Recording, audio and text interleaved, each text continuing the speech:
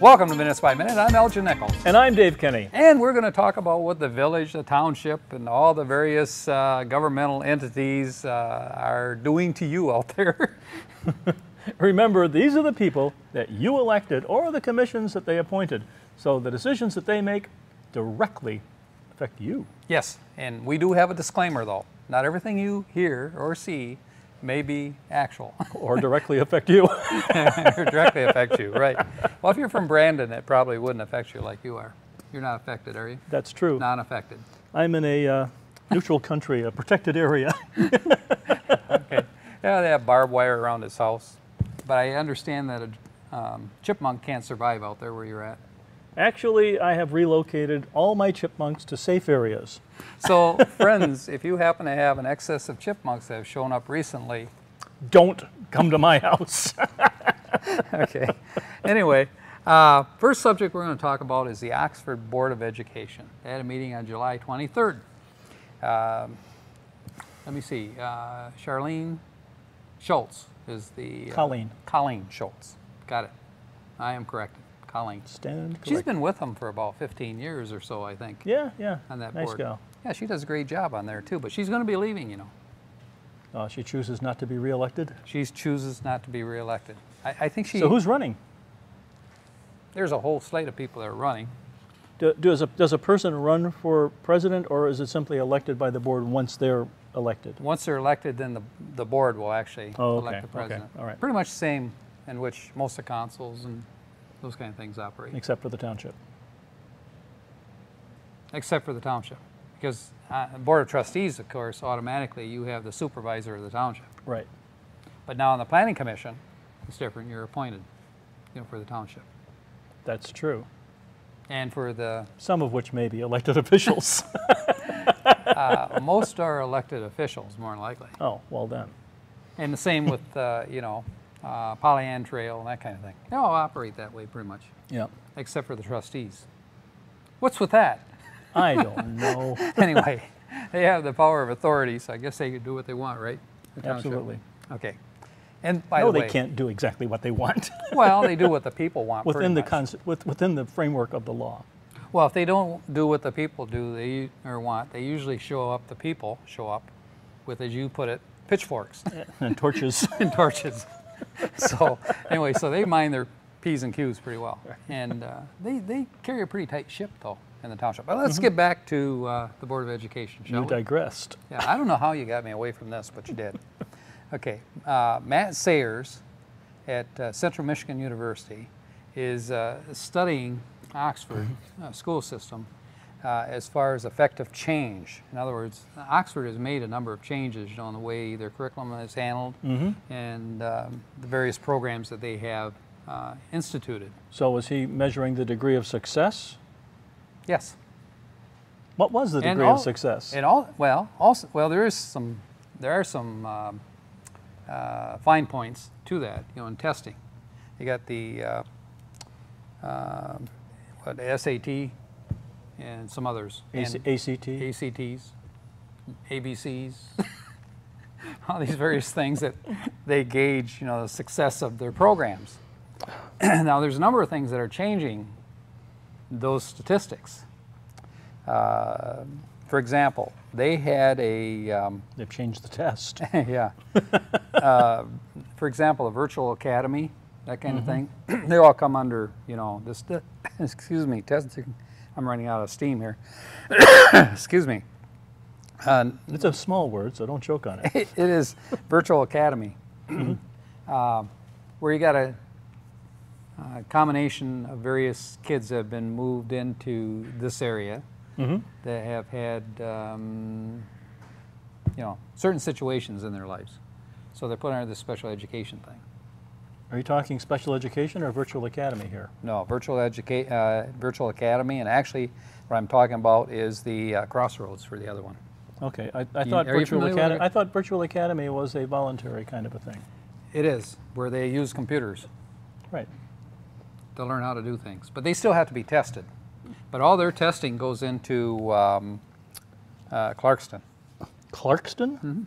Yeah, goes Is it, into a Clarkston is it system. a regional testing facility or what? I don't know exactly how it works, but I do know that if you're on the virtual academy, that the test scores go there, and they either take credit for it there, or if it's not such a good score, Okay. they take credit for that too. But recently, our Oxford system has taken on the Crossroads program again. At one time, they did handle it, as you know. And that's a program where you have kids, again, that were having some educational problems and other social problems as well. And it was taken over by an organization called Deer Trail, which is part of the Northwood Institute, connected to them somehow. But anyway, through the state authorization. That's interesting, because normally they're a business institute. Yeah. But they have to be sponsored by, you know, a college, such as Northwood, which they did. And it was approved by the state of Michigan. And so therefore, it was taken from the Oxford school system, which the Oxford school system used to do it. And Are we so talking, they're but out there we're rolling talking along. the testing Yes. as opposed to the Actual operation, too. the actual operation. Actual operation was dropped recently because of financial issues. Okay. So And- where is this taking place? Where? Right. In Oxford. Well, yeah. The real yeah. facility you want? What yeah. do you want? Is it at Tell me is it more. at the school, or is it at another facility? It's at somewhere? another facility Okay. All right. right now. All right. And they pretty much have to pick up now all the pieces, Oxford does, to try to get this thing rolling again. Okay. And what's interesting is the SATs and all that was tested before based on kids that were college directed. In other words, SATs were. SATs. Not ACTs. Not ACTs. SATs were directed to college kids, but now everybody has to take the test. So with that, the scores were really not, they were pretty good, you know, when the kids were going on to college. But now that everybody has to take it, the scores went down, of course, in terms of, you know, the better scores. So see. now they're recovering, doing pretty good at it, and all of a sudden now they have Crossroads. So that has to be mixed in again. So Okay. all those things have to be taken under consideration. And you know what? We'll tell you more. We haven't totally confused you yet. In just a moment, we'll be back.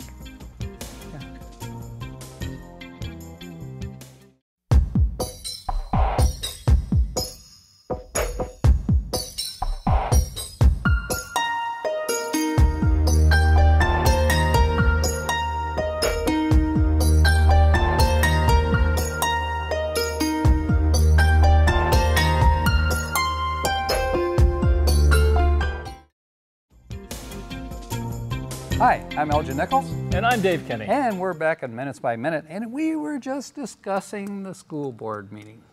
Yes, ACTs, SATs, And Crossroads. ABCs, and Northwood all of the Institute, above. Yeah, Northwood Institute. Yeah, is there anything you want to add at this point? No. Did you see the meeting?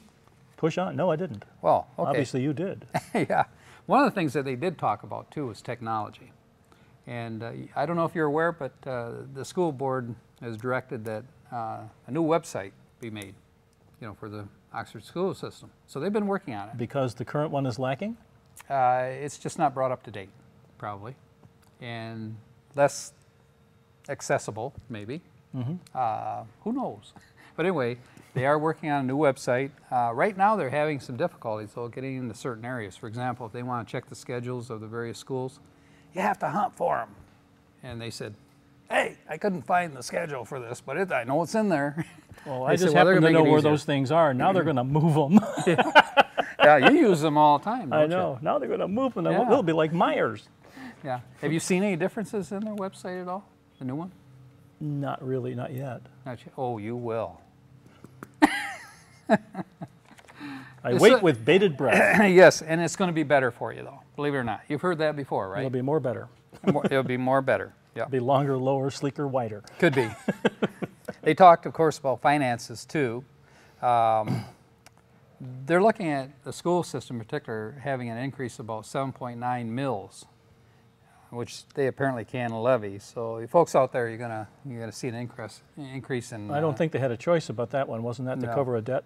It was. They Is have it to. state mandate? It's state mandated, and therefore, unfortunately, folks, you don't have any say in this one. If the debt's out there, it has to be paid So for. don't expect to vote on it. No, you won't be able to vote on that one. But just to know that you're going to see that increase. I think most people know that now. By now. Yeah, it's I been think pretty well. rumors spread and heard. It's well, not rumor, but it's been pretty well publicized in both the Oakland Press and local papers, and I think people that read these pieces of information Yeah. are pretty Does- much aware. Does the guy in Brandon, does he ever read any of the Brandon papers? Sometimes, you know, What's going on over there in Brandon, by the way? not Anything? much, not much. It's a sleepy little place. Is it? With no chipmunks. Well, in spots. Right, okay. In other spots, there's new populations. Yeah. They also get, of course, about 3 million approval for state aid, you know, coming into the school system. So that's for cash flow purposes, because they need that money, of course, because their operational expenses continue day in, day out. And without the state aid coming in, eventually they would run out of money. Can you say no money? No money. Yeah. So As far as state aid is concerned, has it been cut back or is it increased? no, I think it's pretty much going to be what it is. And what you have to do is you borrow against the state aid, which is $3 million. So they'll borrow against that until the state aid comes in, and then they'll pay it off. Ah, That's the way it works every year, Okay. I think. kind of like a balloon note. Yeah, it is. And in private business, that would be a nice thing to have if you could have it. But Free cash. yeah, yeah. Well, I don't know if it's so free. Are there strings? There could be. I don't know exactly what they are, but I think Government doesn't give anything away without strings. right. But you know, if you view the Oxford Board of Education meeting, it's really well conducted. I mean, they've had their issues, you know, with trying to keep the finances stable, but in the long run, they really have made some major improvements, you know, to the system as compared to other school systems that are really, really struggling. So, Right. I mean, we can give them some kudos It's for that. a pretty well-respected school system. Yeah, it is. So there'll be more down the pike, but that was the meeting that the latest one. Enrollment is pretty much the same. I mean, it hasn't Is Oxford a school of deteriorated. choice? It is a school of choice. Okay. Yeah, they can choose to go there or not. Who would not choose to go there, though, with their reputation? But that affects head count and the amount of money that Yeah. they get. So- Absolutely, it does. And by the way, there are limitations actually for the Crossroads system too. Their capacity is like about 85 kids. And I think they're running somewhere about 50, 55 kids Okay. in that neighborhood. So, So they're, and they come Comfortable. and go. And one of the concerns that they had was as does the whole student body. yeah, yeah. But more so, I would say with the kids that are in this particular category. And there's always a battle as to who's going to pay for their educational process. But these kids have to be On a per certainly- student basis, is it more or less than what's allocated to a normal student at Oxford? Well, it's more Okay. than what you'd have for the local school kids, but All right. because there's a lot more involved there. I mean, you're talking about services to take care of these kids, you know, while they're in this program. I mean, homes, allocation, that kind of thing. Does this have anything to do with what's called Crossroads for Youth? Is it like Children's Village? Is that No. what you're talking about? Crossroads for Youth on Drainer Road. You know, I don't think it has anything to do with that. I think that's a separate Okay. organizational Just a thing. similar name, and I was just Yeah. kind of, okay. All right. Just to make that point. Yeah, there are several groups or organizations like that that actually vie for the funds. So there's a right. battle. Right. So when they reduce their funding, of course, these kids are moved. And when they're moved around, they don't get a good educational Right. background, you know. Right. So the teachers and the administrators on the board have this concern, as they're concerned about the kids more than anything else, which they should be, Sure. right? They want them to grow up as very good citizens. The next meeting we're going to talk about is a special meeting that they had for the village council. And it had to do with the widening of the left turn lane on M24 for the Edison East Alley project.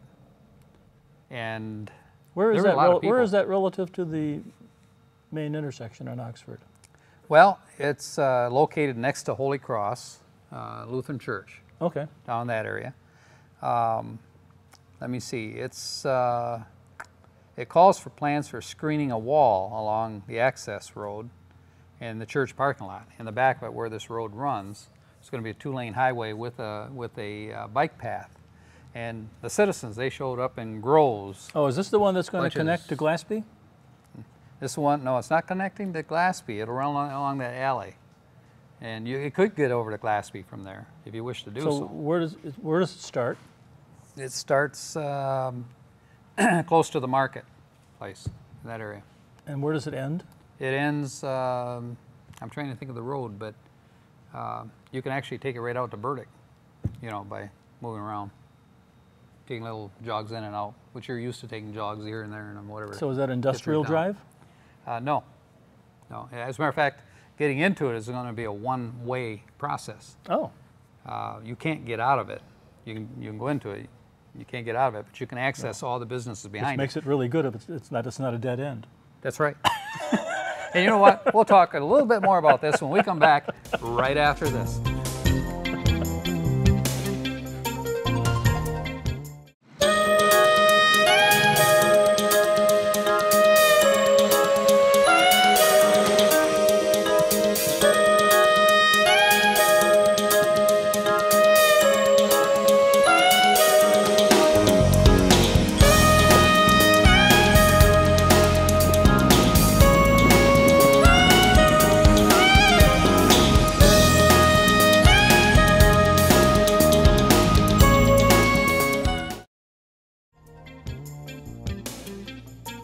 Welcome back to Minutes by Minute. I'm Elgin Nichols. And I'm Dave Kinney. And we've been talking about the special meeting that they had at the 22 Burdick Street, which is the main administrative building, about the Edison East Alley access program that they're going to be renovating in that area. It's going to have left turn lane. Appropriated funds, $1.48 million by this MDOT in the state of Michigan to make this happen. And we were talking about Does that entail widening M24? not M24. Oh, sorry. No, but it will, roughly a 28-foot wide road will be created in back of all the businesses that are there right now along that strip that you can't access really, except through the alley, which is inconvenient. So by making it a road, But it will connect to another road, it will. which is probably the Industrial Drive, or the one that goes around to Oxford Lakes. Well, you can actually cut over to it by turning right once you come off this, or you can take the jog and you can take it out to Burdick Street if you want, or you can take a left and go to the light. So there's a number of things that you can do to get out of there. And they're going to have a, I don't know what they call it, but it's a turnabout type thing, Roundabout. Roundabout. Okay. Where's that I'm going to be? thinking Australian. Huh? Where's that going to be? It's going to be near the church, Okay. down in that area. Anyway, people showed up, not carrying pitchforks, but they showed up and they were concerned about where the Genesis building is, that a lot of the barriers or greenery was being removed, trees and shrubs and so forth. Yeah, I was at a meeting where a resident complained about the fact that when a commercial property is built like that, that they usually do make a restraining wall to keep the ne'er-do-wells and dogs and cats and other things that wander in off the street, off their property. It does refine those things. The only thing is a wall like that does nothing for sound. It does absolutely nothing. And you could build a 10, 12 foot, 16 foot high wall and sound is sound. I mean, it's going to get in. So if that's the reason for the wall. Will this be restricted traffic, by the way? Could a gravel truck go down this No. thing? No. Gravel truck cannot go down there. It's going to have a load restriction Okay. problem, ordinance, on it, so that they And can't that's a do good that. thing for the residents. Oh, absolutely. Yeah. So anyway, there's one guy, he stopped and he says, I want a brick wall from the full length of this strip. Well, do you know how much that would cost to do that? It costs more than the whole Addison project together to put a brick wall up. So according to requirements in the state of Michigan and so forth and the county, a barrier can be put up, a sound barrier, but you're talking about shrubs and that kind of thing. So anyway, the person leading this meeting was Joe Young, and Joe says, "Oh, I'll make a note of it." So we made a note of it. That'll help. And he did say, of course, the village council are the ones that are going to have to decide this, because they allocated the $300 and some thousand in order to do this project, plus the MDOT money's coming in. And what will be the big advantage to it? It will take eventually, but not right away, some of the congestion off 24. So when reroute it starts backing up, they'll have a little area to shunt off. Yes, and people that want to access the businesses that are on Main Street, they have difficulty, getting into them now without going to They'll be able to go through the back. They'll be able to go through the back, and there will be available parking back there that they can do. So okay. So Basically, if they go right, they can hit Drainer Road eventually, and if they go left, they can hit Burdick or continue on past the high school up to Ray Road and go to Myers. Right. So there's a number of routes that you Right. can take there. By the way, this East Addison project has been on the books for over 25 years. It was on the master plan when I came in to the village 3 years ago, and I read it and I said, why the heck haven't they moved forward with this project? I mean, they've been wrestling with it for over 20 years. And Could I ask another question, by the way? I know that the people that were directly complaining were the people that would be right on this Edison alley. Well, with the increase in traffic, people that live on the industrial drive, as well as Glassby going up to the high school, would also experience quite an increase in traffic. Yeah. Did those people show up? Those people did not show up, none that I saw. Okay. But that is under consideration by the township, because that's a whole subject in itself. Where it goes up Oxford, Road, past the school. Where you come off Burdick Street. That light there, that school buses line up for miles before they turn on Lake Orion. Yeah, where they go to Lake Orion, or not Lake Orion, but They don't have a lot of room to play with there Give me a name. at that intersection, do they? they have no room to play. That's not a place you want to play either. Well, they'd actually have to buy houses in order Right. to expand any kind of an intersection or a roundabout or whatever they want to build. Yeah, absolutely. Yeah.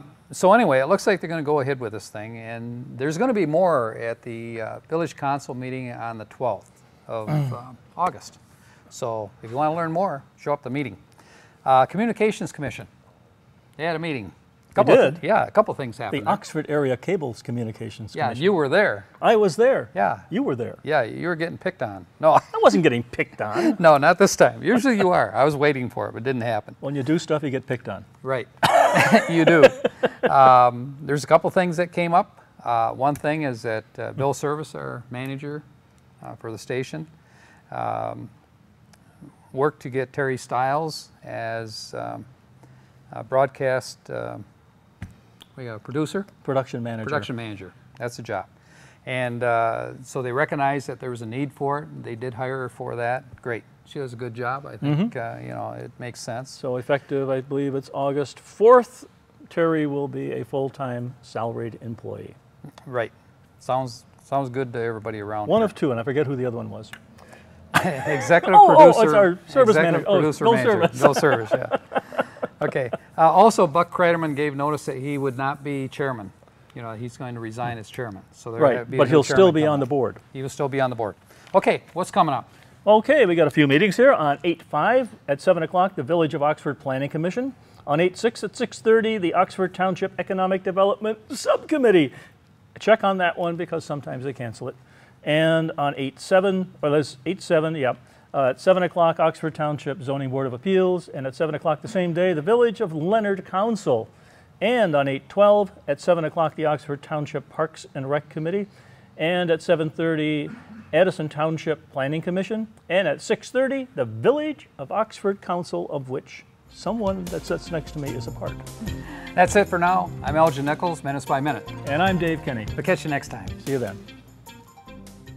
You're watching OCTV, Oxford Community Television, serving Oxford, Addison Township, and the Village of Leonard.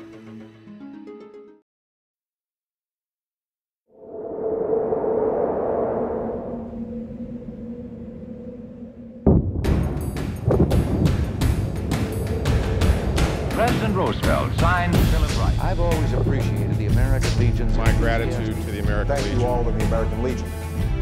We have millions of veterans that are members of our organization. Thank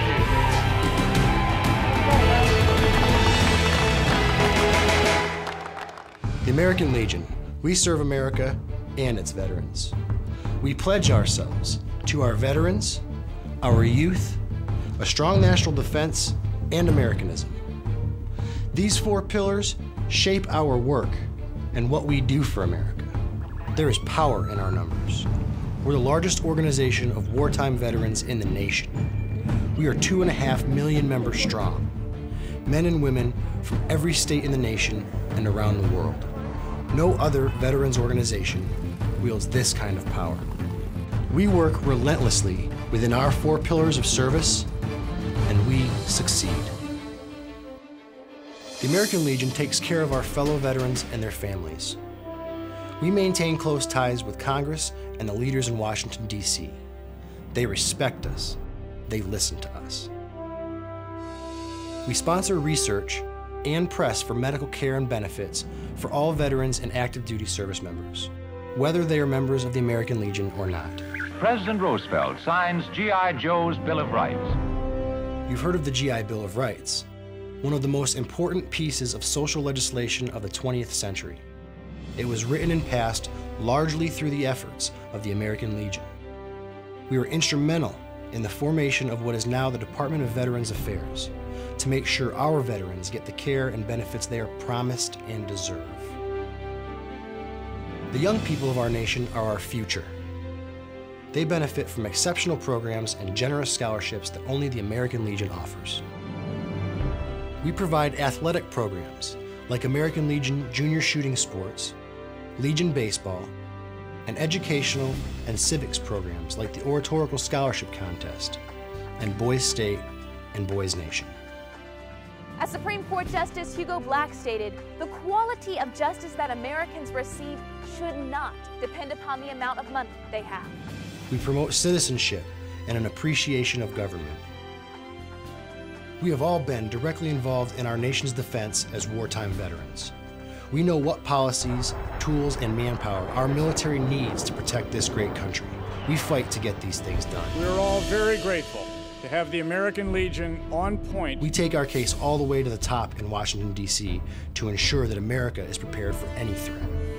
We are patriots through and through. We believe in our flag and all that it stands for. Our Constitution, our Pledge of Allegiance, our way of life are all fundamental to maintaining our freedom and the standing that we have as the greatest country on earth.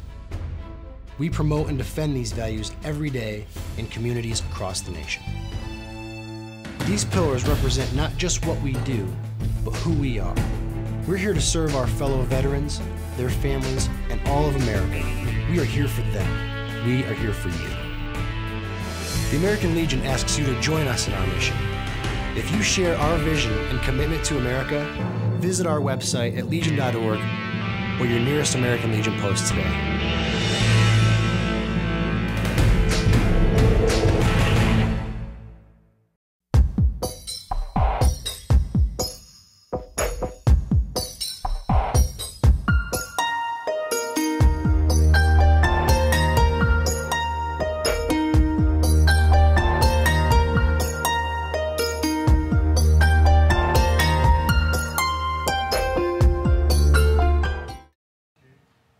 Hello, I'm Elgin Nichols. And I'm Terry Stiles. Together, Terry and I host the weekly news Monday through Friday at 12, 6, and 11 p.m. Broadcast on Charter Channel 191 and AT&T U-verse 99, we only cover news that impacts our local Addison and Oxford area.